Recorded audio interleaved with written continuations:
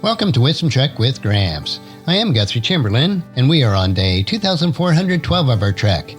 The purpose of Wisdom Trek is to create a legacy of wisdom, to seek out discernment and insights, and to boldly grow if you have chosen to grow before. In today's Wisdom Nugget, I'll guide you through the vast landscapes of biblical wisdom. Today we're delving into Psalm chapter 6, verses 1 through 10 from the New Living Translation.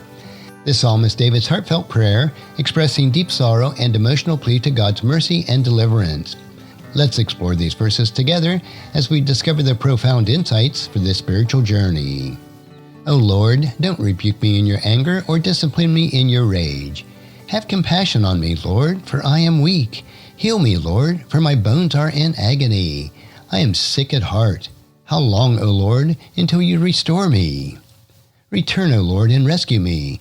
Save me because of your unfailing love, for the dead do not remember you. Who can praise you from the grave? I am worn out from sobbing. All night I flood my bed with weeping, drenching it with my tears. My vision is blurred by grief. My eyes are worn out because of all my enemies. Go away, all you who do evil, for the Lord has heard my weeping. The Lord has heard my plea. The Lord will answer my prayer. May all my enemies be disgraced and terrified. May they be suddenly turned back in shame. David begins the psalm with a heartfelt cry to God. O Lord, don't rebuke me in your anger or discipline me in your rage. Have compassion on me, Lord, for I am weak. Heal me, Lord, for my bones are in agony. I am sick at heart. How long, O Lord, until you restore me? Verses 1 through 3. Here, David is acutely aware of his own frailty and the weight of God's discipline. He pleads for mercy, recognizing that he is weak and in desperate need of God's compassion and healing. This plea is for physical healing and spiritual and emotional restoration.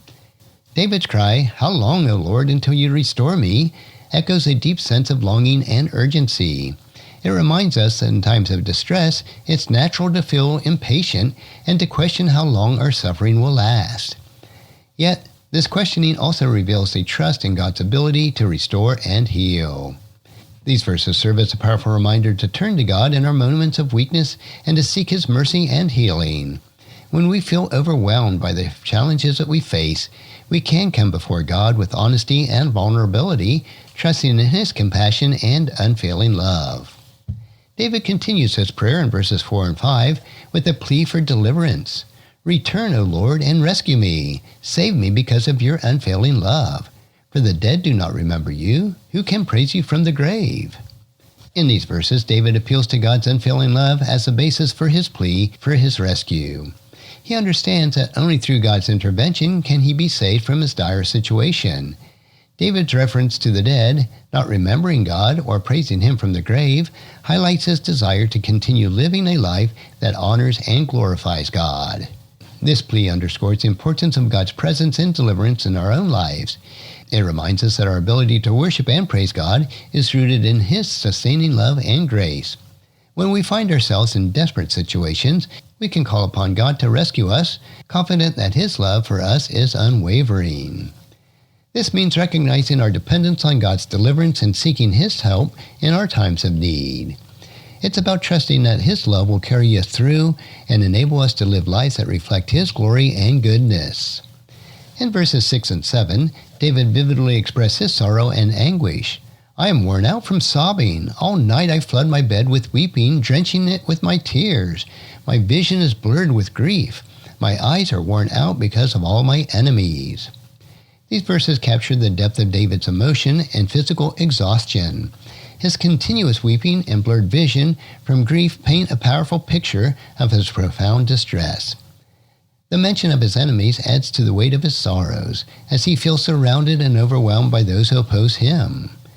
David's raw honesty in expressing his pain serves as a model for us. It's a reminder that it's okay to pour our hearts out to God and acknowledge the depth of our suffering. God invites us to bring our pain and sorrow to Him, knowing that He is compassionate and understanding as our Father. This means embracing the freedom to be honest with God about our struggles and emotions.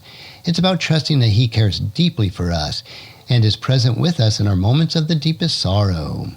David's tone shifts in verses 8 and 9 as he declares his confidence in God's response.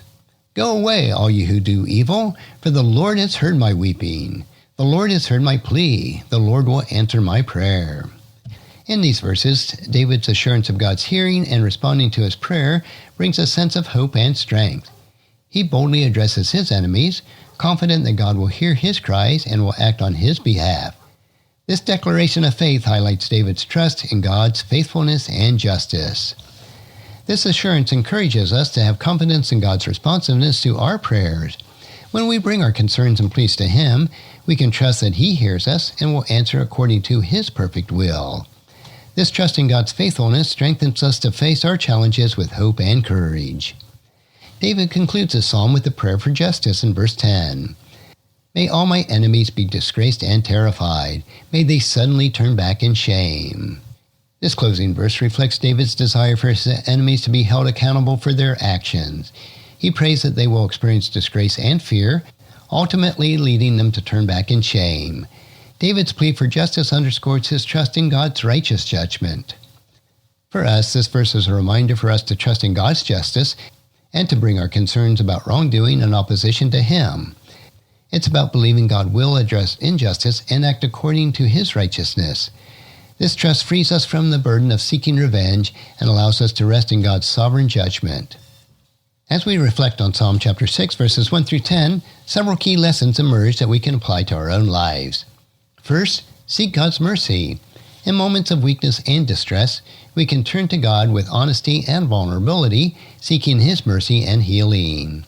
Second, trust in God's deliverance. Recognize our dependence on God's intervention and trust in His unfailing love to rescue us from our dire situations. Third, be honest about our sorrow. Embrace the freedom to express our pain and sorrow to God, knowing that He cares deeply for us and is present with us in our suffering. Fourth, have confidence in God's response. Trust that God hears our prayers and will respond according to His perfect will, bringing hope and strength to face our challenges. And fifth, trust in God's justice. Bring our concerns about injustice and opposition to God, believing that He will adjust them according to His righteous judgment. Applying these lessons to our daily lives can transform our relationship with God and others. Seeking God's mercy in our moments of weakness deepens our dependence on His grace. Trusting in His deliverance helps us to navigate life's challenges with faith and unfailing love. Being honest about our sorrows allows us to experience God's comfort and presence in our sufferings. Having confidence in God's response strengthens our hope and courage, enabling us to face our trials with assurance.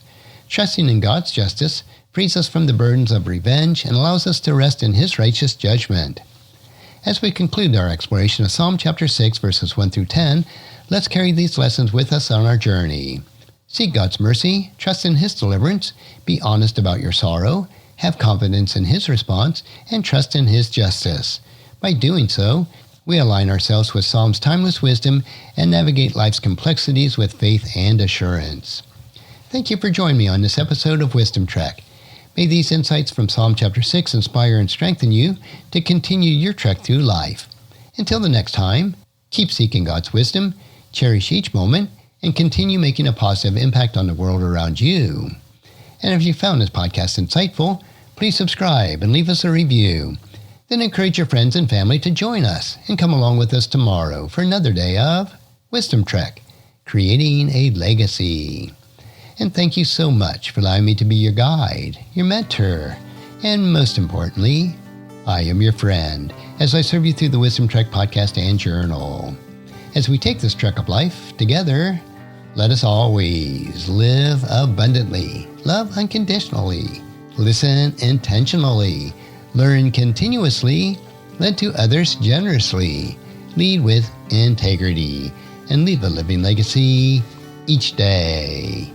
I am Guthrie Chamberlain, reminding you to keep moving forward, enjoy your journey, and create a great day every day.